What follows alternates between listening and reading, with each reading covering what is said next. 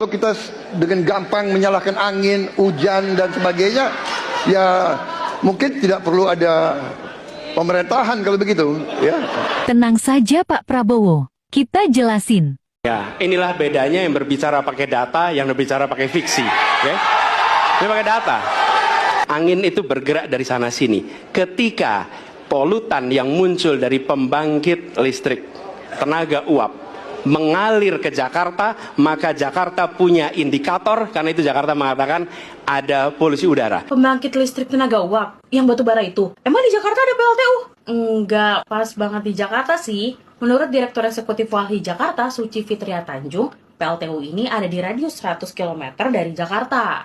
100 km kan jauh ya, tapi kok polutan dari PLTU bisa sampai ke Jakarta? Berarti ada banyak banget dong PLTU yang beroperasi. Melansir data Indonesia, per tanggal 10 Agustus 2023 ada 16 PLTU batubara yang beroperasi. Banyak juga.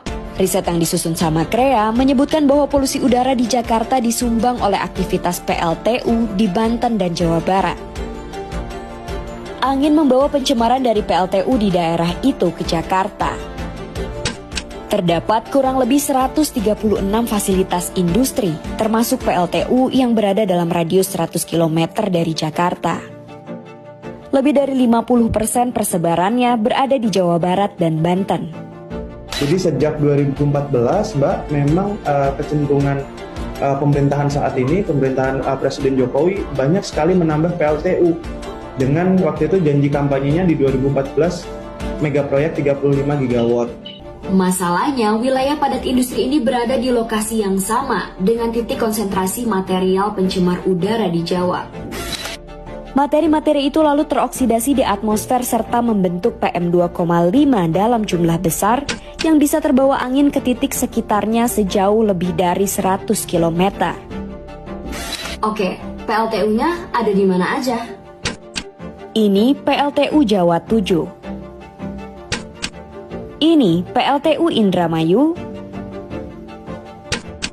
dan ini Suralaya 9 dan 10. Itu yang udah eksis ya. Nah, yang masih dalam tahap perencanaan banyak juga. Data yang kami dapat dari Tren Asia menyatakan seenggaknya ada 15 PLTU yang akan didirikan di sekitar Jawa Barat dan Banten. Beberapa ada yang dikelola negara lewat tangan PLN. Dan beberapa juga ada yang meminjam campur tangan swasta seperti Bakri dan Marubeni Corp. Lalu gimana solusinya? Dan ini kemudian saya teruskan, Pak, bagaimana pengendalian itu dikerjakan untuk dalam Jakarta. Jika saya terpilih presiden, maka yang luar Jakarta saya kendalikan juga, Pak.